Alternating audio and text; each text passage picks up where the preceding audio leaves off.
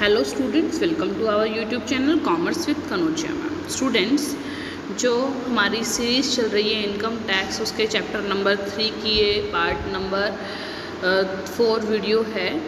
इसके जो previous parts हैं आपको हमारे इनकम टैक्स सीरीज़ में मिल जाएंगे। तो चलिए स्टूडेंट, आज का जो चैप्टर है हमारा रेजिडेंशियल स्टेटस चल रहा है, जिसका आगे जो आज टॉपिक रहेगा डिटरमाइनिंग रेजिडेंशियल स्टेटस। कैसे डिटरमाइन करेंगे हम रेजिडेंशियल स्टेटस को। तो देखिए स्टूडेंट्स,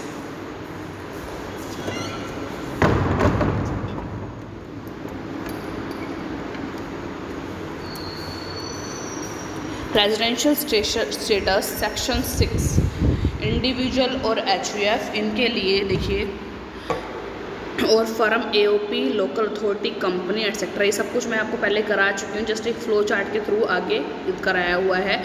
इंडिविजुअल और एचयूएफ है वो रेजिडेंट, डीम्ड रेजिडेंट और नॉन रेजिडेंट हो सकते हैं, ठीक है।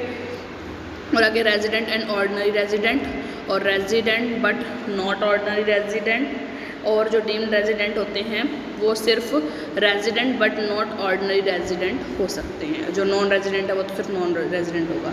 और जो फर्म, एओपी, लोकल अथॉरिटी और जो कंपनी है वो सिर्फ रेजिडेंट और नॉन रेजिडेंट होती है, उनके लिए डीम्ड रेजिडेंट का कोई ऑप्शन नहीं होता, ठीक है। अब आगे देखिए, एक इलिस्ट्रेशन कर लेते हैं। Compute the residential status in the following cases. First, a German individual having remained in India for 15 years left for Germany in May 2020 and came back to India on 1st March 2023. देखो, Germany left करी May 2022 में, and came back to India on 1st March 2023 में India वापस आ गया। तो देखिए क्या है, ड्यूरिंग द प्रीवियस ईयर, आपको क्या बताना है, रेजिडेंशियल स्टेटस बताना है। During the previous year 2022 to 23, the SSC did not remain in India for 182 days or more. देखो, इस ईयर के अंदर, असेसमेंट ईयर 2022 से 23 वाले में जो ये बंदा है वो 1 मार्च 2023 को आया है, ठीक है। तो 22 से 23 सेशन में जो है वो सिर्फ अपना 30 दिन रहा है, तो 182 दिन वाले क्राइटेरिया उसने कंप्लीट नहीं किया। दैट्स वाई क्या होगा, वो क्या कहलाएगा, नॉन रेजिडेंट कहलाएगा। Hence he will be non resident for the previous year 2022-23, ठीक है।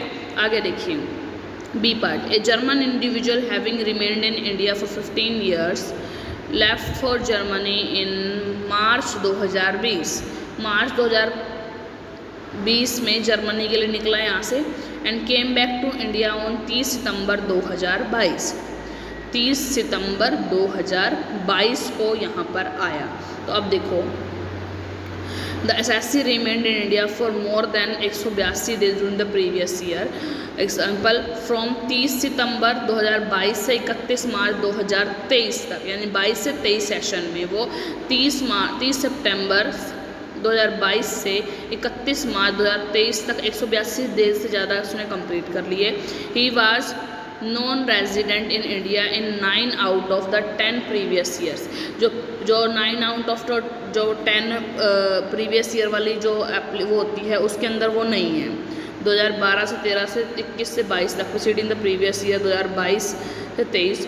Further he had been in India for a period amounting in all to more than 729 days during the 7 previous years preceding the previous year 2022-23. hence he is a ordinary resident. Simple ये ordinary resident कहलाएगा, ठीक है, क्योंकि उसने एक जो है वो एक जो बेसिक जो वो थी वो कंप्लीट कर दी है, ठीक है।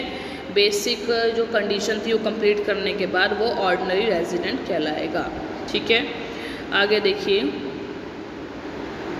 सी part, Mister X an Indian citizen है, serving in company in London में server, comes in India to every year for 5 month. हर साल में 5 महीने के लिए आता है। 5 महीने में कितने दिन हो गए, 31 से लगा लो, 5 या 15, 150 दिन हो गए। नहीं, वो एक नॉन रेजिडेंट है, क्योंकि वो 182 दिन वाली जो वो है वो कंप्लीट नहीं करता। The assessee will be non resident for previous year 2022 because he was not in at least 182 days during the previous year. ठीक है।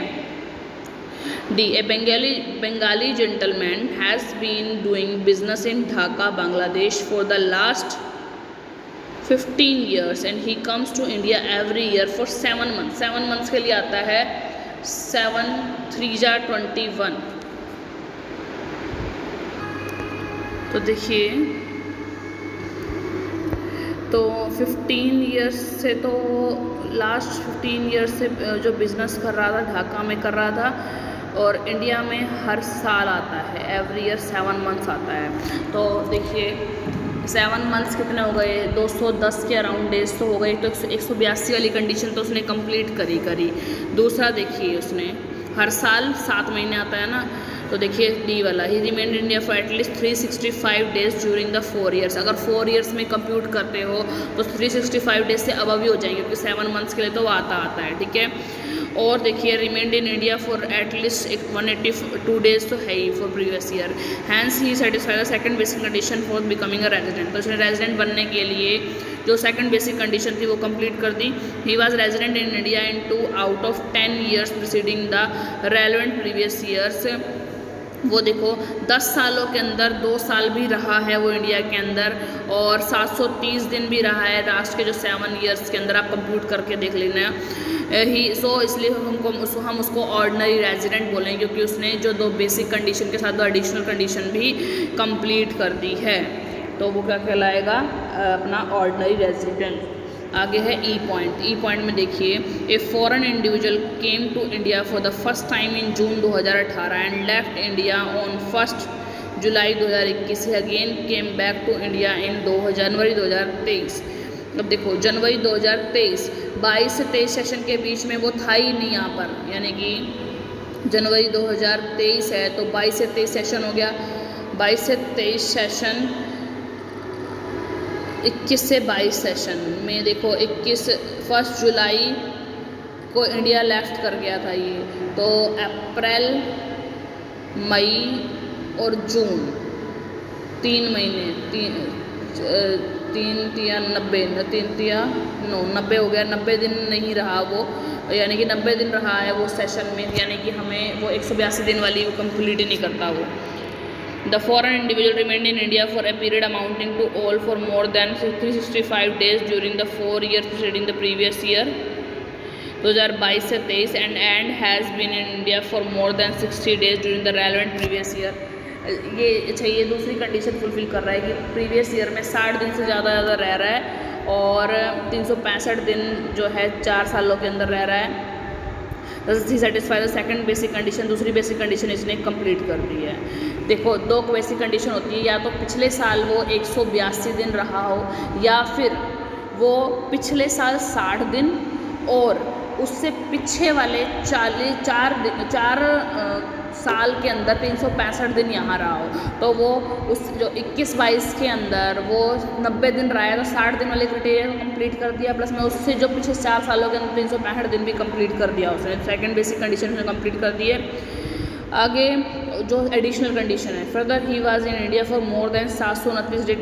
लास्ट के प्रीवियस ईयर के लास्ट 7 ईयर्स के अंदर वो 729 दिन यहाँ रहा है। ठीक है। He was not non resident in India in 9 out of 10 years preceding the relevant previous year, thus he will be ordinary resident। तो जो 9 आउट ऑफ 10 years वाला है वो भी इसने कंप्लीट कर लिया है, तो इसे ऑर्डिनरी रेजिडेंट बोलेंगे प्रीवियस ईयर के अंदर। ठीक है, 2022 से 23 के अंदर।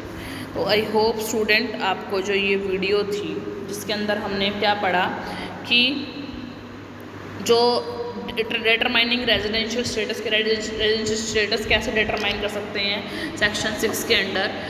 इंडिविजुअल होता है और हिंदू अनडिवाइडेड फैमिली होती है, वो तीनों हो सकती हैं। रेजिडेंट हो सकते हैं, डीम्ड रेजिडेंट हो सकते हैं, डीम्ड रेजिडेंट में आ जाएगा ऑर्डिनरी रेजिडेंट और नॉट ऑर्डिनरी रेजिडेंट, और नॉन रेजिडेंट हो सकते हैं। ठीक है। और फर्म, एओपी, लोकल अथॉरिटी और कंपनी ये सिर्फ रेजिडेंट हो सकती है और नॉन रेजिडेंट हो सकती है। ऑर्डिनरी वाला इसके अंदर ऑप्शन है ही नहीं अपने पास। तो और आगे हमने एक इलिस्ट्रेशन करा जिसके अंदर हमने कुछ इसके बारे में आगे इलिस्ट्रेशन का जैसे हमें एग्जाम्पल सॉल्व करने किस तरीके से करने होंगे वो हमने पढ़ा। तो आई होप स्टूडेंट आपको आज की वीडियो अच्छी लगी होगी, आपका टॉपिक क्लियर हुआ होगा। अगर स्टूडेंट आपको वीडियो अच्छी लगी हो, आपका टॉपिक क्लियर हुआ हो तो ज़्यादा से ज़्यादा मेरी वीडियो को लाइक कीजिए, शेयर कीजिए, कमेंट्स कीजिए और ज़्यादा से ज़्यादा मेरे चैनल को सब्सक्राइब कीजिए commerce with Kanaujia ma'am. Thank you students.